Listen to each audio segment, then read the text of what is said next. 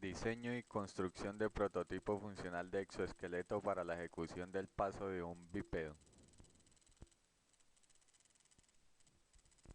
El objetivo general de este proyecto es implementar los conceptos de la asignatura de dinámica en el modelado matemático de un problema real de ingeniería. En este caso, el paso que ejecutará un exoesqueleto, la pierna de un exoesqueleto. Entre los objetivos específicos está plantear las ecuaciones cinemáticas que describen el comportamiento del modelo real. Está también construir un modelo funcional que ejecute la secuencia dada por medio de las ecuaciones cinemáticas obtenidas previamente. Es decir, el modelo va a estar regido por que las ecuaciones cinemáticas que se obtengan en un paso de modelamiento matemático. Como tercer objetivo específico está hacer uso de software de ingeniería para la simulación y análisis del modelo. En este caso usaremos SolidWorks y MATLAB. Y por último está determinar el torque necesario para la elección de los servomotores a utilizar para que eh, sean capaces de levantar el mecanismo completo. En el modelo matemático vamos a dividirlo principalmente en dos etapas. En la primera etapa está el análisis dinámico y en la otra etapa está el análisis estático. Para ello vamos a representar el modelo en un esquema simplificado. Ese esquema fue modelado en SolidWorks por medio de bloques para poder así compararlo fácilmente con el modelo eh, de péndulo físico que es el que se usa. En el análisis dinámico entonces dividimos las partes. Primero vamos a analizar el eslabón superior, que sería el muslo, que sería esta parte.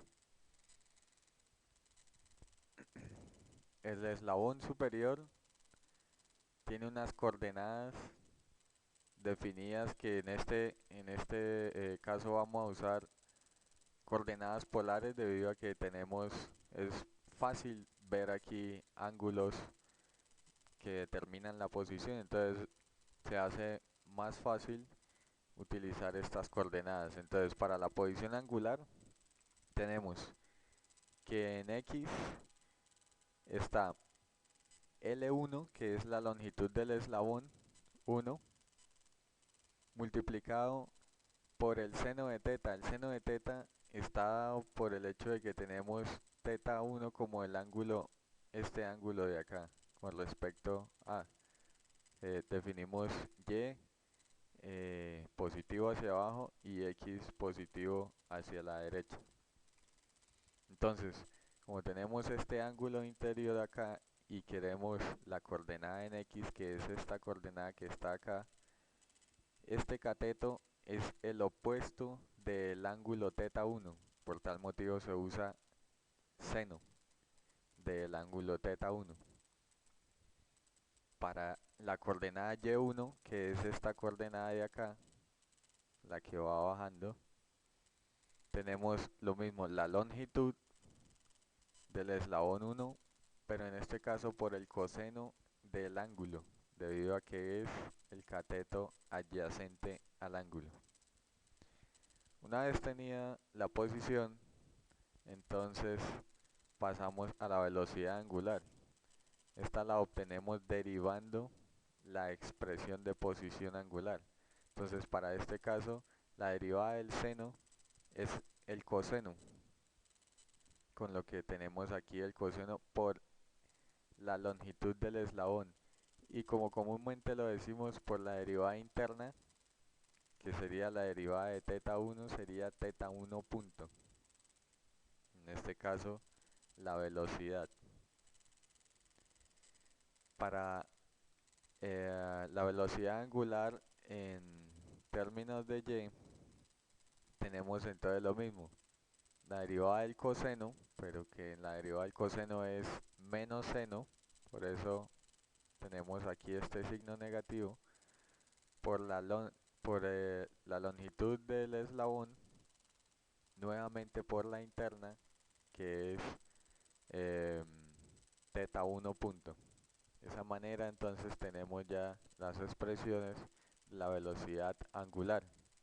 Y por último, derivando nuevamente la expresión, sería la derivada de la velocidad angular o la doble derivada de la posición angular, tenemos la aceleración angular, que es x 2.1. Entonces, para esta tenemos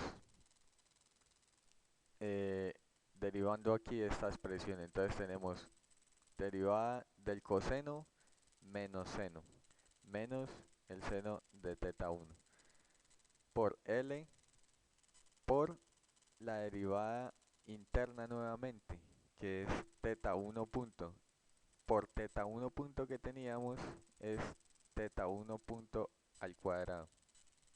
Para la aceleración angular en términos de y, el y punto, y dos puntos, tenemos entonces el menos que se conserva, el seno, la derivada del seno, que es coseno de teta 1, nuevamente por la interna, que es teta 1 punto, que multiplicado por teta 1 punto que ya teníamos, es de nuevo teta 1 punto cuadrado.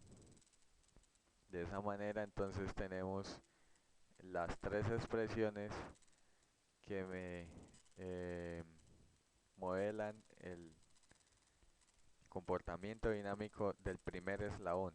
Ahora pasemos con el segundo eslabón. Bien, continuando con el análisis dinámico, pasamos con el eslabón inferior, que es la pantorrilla, este que vemos aquí.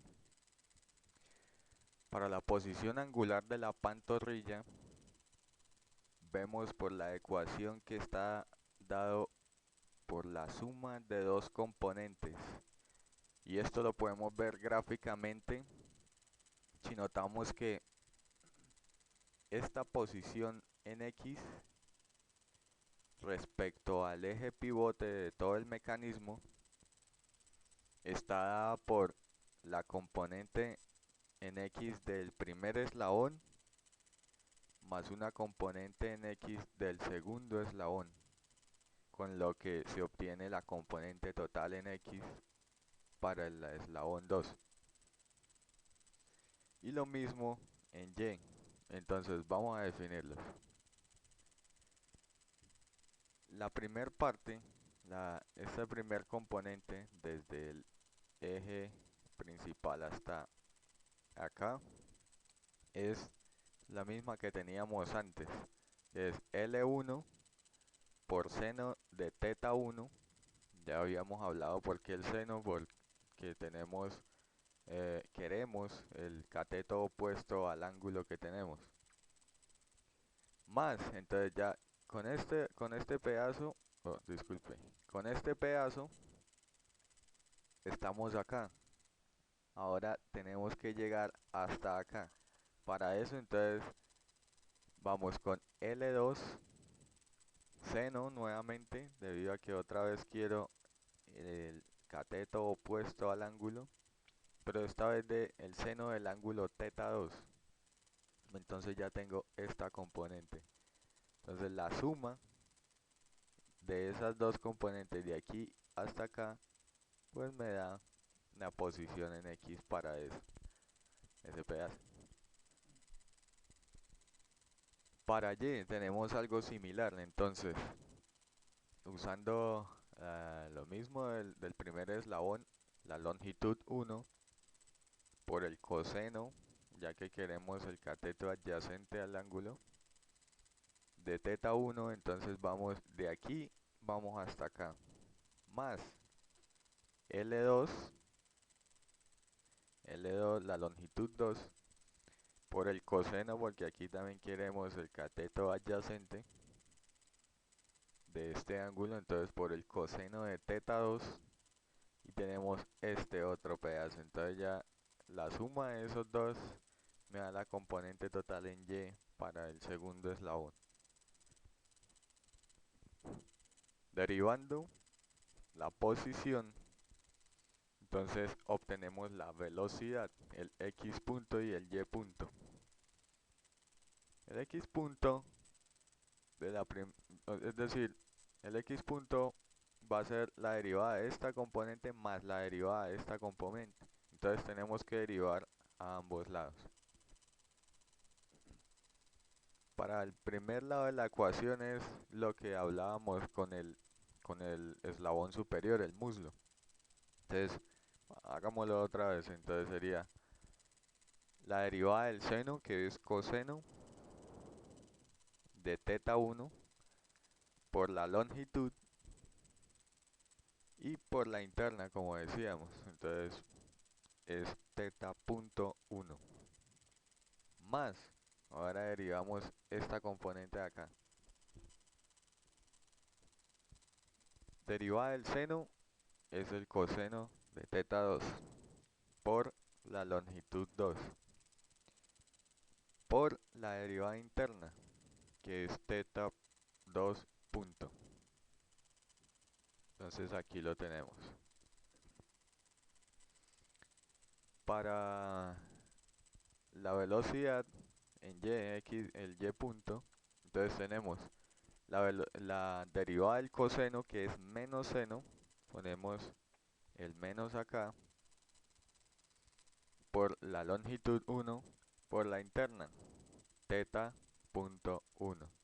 Y la derivada del coseno nuevamente es menos seno, tenemos el menos seno de teta 2 por la longitud por la derivada interna, que es teta 2 punto.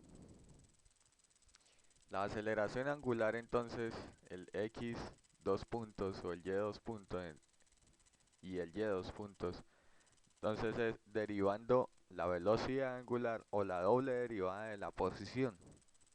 Vamos a hacer esto entonces. Derivada del coseno menos seno de teta 1 por L por teta 1 punto, que son en este caso escalares. Entonces los multiplico ahí de una. Y por la derivada interna, teta 1 punto, pero ya tenía un teta 1 punto afuera, por eso multiplicándolos me queda teta 1 punto cuadrado.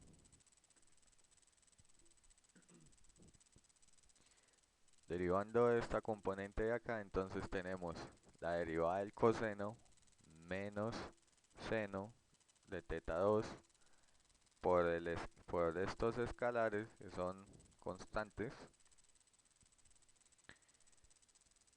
por la derivada interna teta 2 punto, nuevamente multiplicándola con este teta 2 punto y aquí pues tenemos teta 2 punto al cuadrado. Y haciendo lo mismo para y 2 puntos, tenemos entonces derivada del seno es coseno de teta 1. Conservamos el menos que venía antes. Por la longitud 1 y por teta 1 punto. Por la interna que es teta 1 punto cuadrado, entonces al salir de aquí y multiplicarse con estos dos que teníamos con esto, entonces tenemos teta 1 punto cuadrado.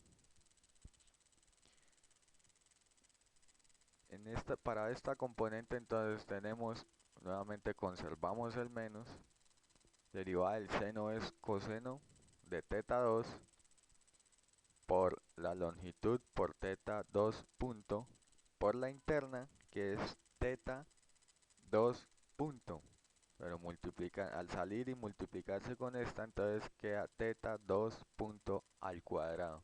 De esa manera entonces tenemos eh, ya las ecuaciones para el eslabón 2. Pasemos ahora al análisis estático. Aquí también vamos a analizar el muslo y la pantorrilla por separado. Entonces vamos primero por medio de SolidWorks del modelo tridimensional. Definimos la longitud del muslo como 0,165 metros. También por cálculos de SolidWorks podemos tener el peso del muslo, que es un peso teórico por ahora y vamos a trabajar con ese. Es 0,059 kilogramos.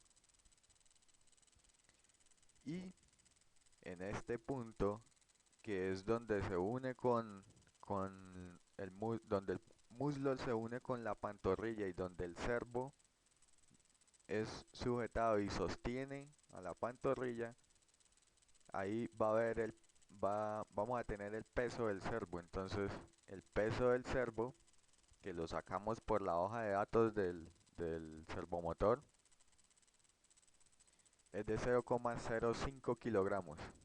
Entonces ya tenemos unos datos con los cuales trabajar. Empezamos con una sumatoria de fuerzas en X, pero como vamos a empezar analizando, suponiendo que aquí está el muslo y inmediatamente aquí está la pantorrilla también horizontal, es decir, los dos están horizontales. Entonces, sumatoria de fuerzas en X es igual a 0 en ese punto. Sumatoria de fuerzas en Y, entonces tenemos que aquí está sostenido del eje pivote, del eje principal. Entonces aquí se va a generar una normal. Como consideramos allí positivo hacia abajo, esa normal que se genera hacia arriba, entonces va a ser negativa. Entonces menos la normal. Justo en el centroide está el peso del muslo, entonces más el peso del muslo que va hacia abajo, más el peso del motor en este punto que también va hacia abajo. Reemplazando estos valores aquí, obtenemos que la normal en este punto es de 0,109 kilogramos. Ahora, haciendo una sumatoria de momentos en este punto que lo llamamos A, tenemos entonces em, una reacción aquí, RY,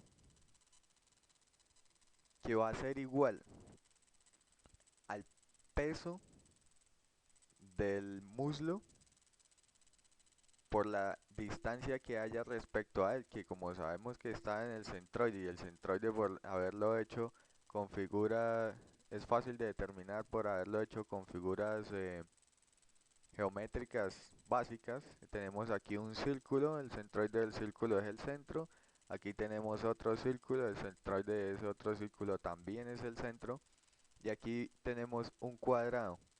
El centroide del cuadrado es la mitad de la base y la mitad de la altura. Entonces nos ubicamos justo en el centro del muslo. Entonces simplemente es dividir L1 sobre 2 y por el peso, entonces ya tenemos el momento que hace aquí ese el peso del mismo eslabón, sí, del muslo, más el peso del servomotor, que sí está ubicado al otro extremo del punto A, y ese otro extremo está a 0,165 metros. Entonces es el peso del eslabón por la longitud 1. Y reemplazando estos valores en estas ecuaciones, obtenemos que la reacción en Y para este eslabón es de 0,0131175 kilogramos por metro. Ahora bien, pasando al eslabón inferior, nuevamente tenemos unos datos obtenidos por SolidWorks. La longitud 1 y la longitud 2 son iguales, para los dos eslabones tienen la misma longitud. El peso de la pantorrilla es ligeramente diferente. como lo podemos ver allá, pero es de también por SolidWorks es de 0,052 kilogramos. Nuevamente recordando que el muslo que se sostiene aquí y que va hacia allá horizontal, va hacia la izquierda horizontal. Entonces podemos decir que las sumatorias en X de fuerza en X es igual a 0.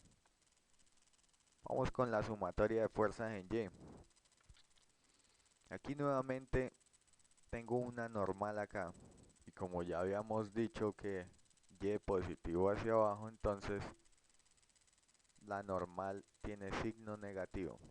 Menos la normal más el peso de la pantorrilla, son las únicas dos fuerzas visibles acá. Entonces simplemente queda que la normal va a ser igual al peso de la pantorrilla, 0,052 kilogramos. Haciendo una sumatoria ahora de momentos en el punto B, este punto de aquí que equivale a este punto de acá en el muslo, entonces tenemos que es simplemente la fuerza por la distancia. Y como nuevamente tenemos un centroide fácil de calcular, que está justo en el centro, que es justo L2 medios, pues entonces tenemos que la reacción acá en Y, en el punto B, va a ser igual al peso de la pantorrilla por la longitud 2 dividido en 2, es decir, justo en el centro.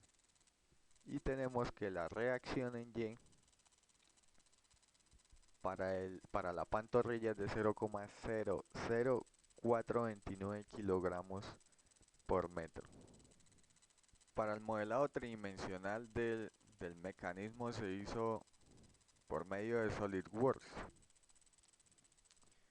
En SolidWorks, entonces, básicamente se hicieron tres piezas. Esta pieza de acá, que representará la cadera y será de ayuda para sujetar el mecanismo al momento de hacer las pruebas ya en la realidad. Está el muslo y está la pantorrilla.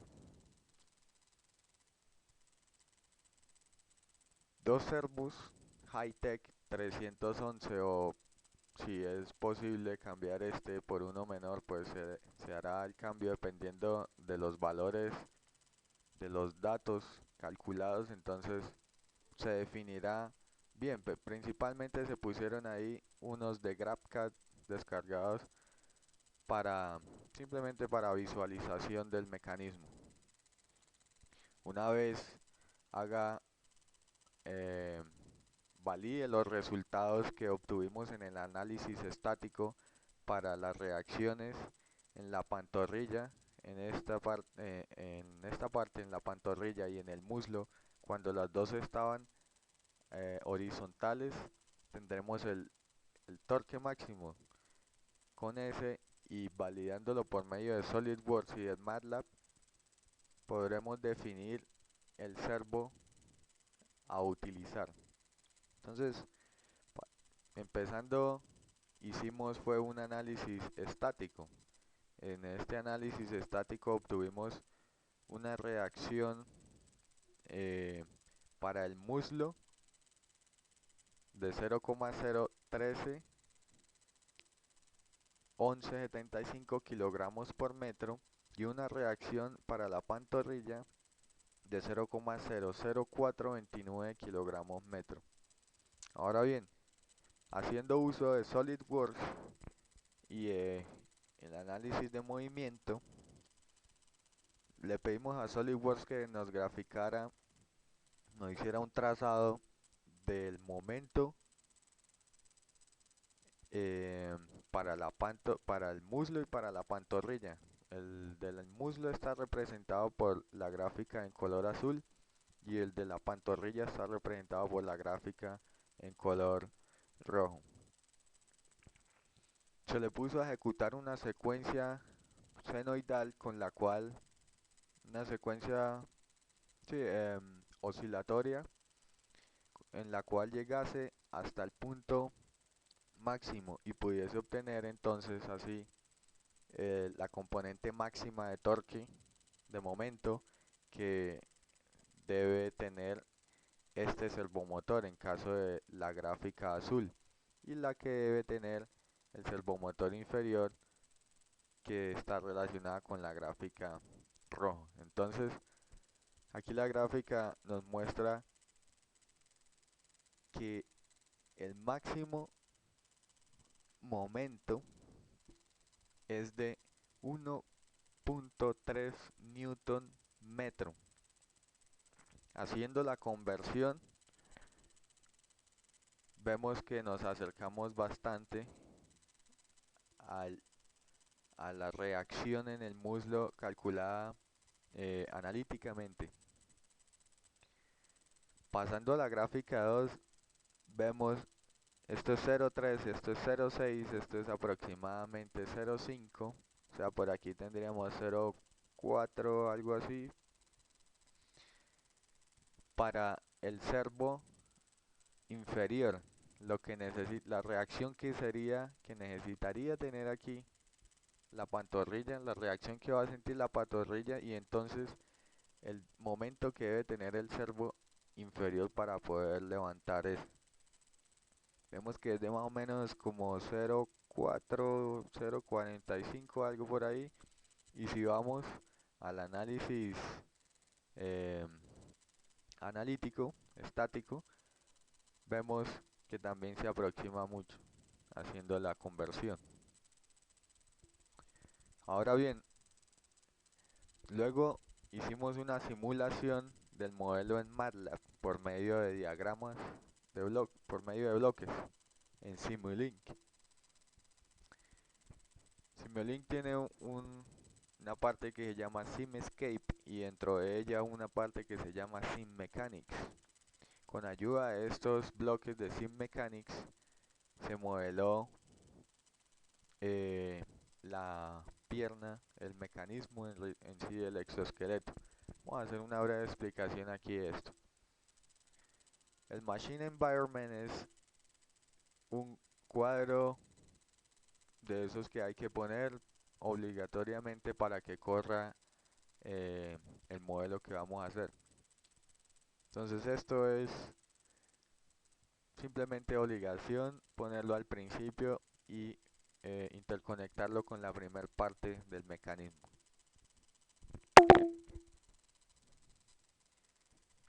Este bloque de acá es una tierra. Con ese bloque definimos entonces el punto pivote, que sería el punto de la cadera en donde va a empezar a girar todo el mecanismo. El bloque que le sigue, bloque conocido como revoluta, lo definimos como el servo, pues es el que va a hacer las veces de actuar, el que va a hacer, el que va a permitir el giro entre la cadera y el muslo. Este bloque de aquí es un bloque eh, para definir las figuras. El bloque es el muslo y tiene sus componentes vectoriales con las cuales defino su longitud, su centro de gravedad y entre otras cosas, masa también, inercia. Todas estas, todos estos datos se le introdujeron por medio de los datos obtenidos en SolidWorks. Aquí tenemos otra revoluta que es la que conecta con el muslo 1 y con el muslo y la pantorrilla, que sería como el servo 2, la que permite el giro de ellas. Entonces básicamente se podría decir que el mecanismo en sí es esto de acá. Luego vienen actuadores y sensores para poder pues decirle que ejecute ejecute una función o unos datos que le damos y aquí con este pues para visualizar las gráficas que podamos sacar de este mecanismo. Entonces una vez puesto a correr el entorno de Simulink, me arroja la siguiente representación por medio de unas líneas y que la cual la azul lo hicimos también en colores para que sea de fácil reconocimiento. El azul es el muslo y la roja la pantorrilla. Esta cosa de acá es el centro de gravedad que se le definió. Y la longitud y esto también se le define por medio de componentes vectoriales. Entonces esto es como Simulink me muestra el mecanismo en términos de líneas, en términos de vectores, podríamos decirlo así. Cuando le pedimos a Simulink que me graficara por medio de Scope el torque para el servo superior y para el servo inferior, tuvimos que se acercaron bastante, casi 0,4, 0,1 punto, bueno, un poco por debajo, pero es relativamente cerca. Entonces, de esta manera, con los datos eh, es- analíticos del análisis estático, con los datos de SolidWorks y con los datos de Simulink, tenemos tres valores para poder definir el servomotor a utilizar. Entonces, comparándolos, podremos decir que para el muslo, o sea, el servo 1, el que levantará todo el mecanismo, que será el más fuerte, por supuesto, lo comparamos aquí con el torque que se tiene a 4,8 volts, el mínimo, para hacer la cosa un poco mejor. Entonces, 3 kilogramos por centímetro cuadrado, pasándolo, haciendo la conversión al otro, pues, es posible darnos cuenta que a kilogramos por metro, es posible darnos cuenta que este servo eh, está por encima de lo que se requiere y efectivamente se puede usar. Y para la pantorrilla, que requiere mucho menos que este, y haciendo la conversión nuevamente, porque esto, los datos del servo me lo dan kilogramos centímetro, convirtiéndolo a kilogramos por metro, aún así estamos por encima del, del torque necesario para levantarla. Entonces podemos decir que para el muslo se usará el Hightech HS311 y para la pantorrilla se usará el Servo Hightech HS55. En un segundo video entonces se mostrará ya el mecanismo construido con los servomotores, el montaje funcionando, ejecutando una secuencia y entonces evaluaremos las gráficas de posición, velocidad y aceleración que se obtendrán del modelo y que se obtendrán de estas ecuaciones cinemáticas que obtuvimos al principio.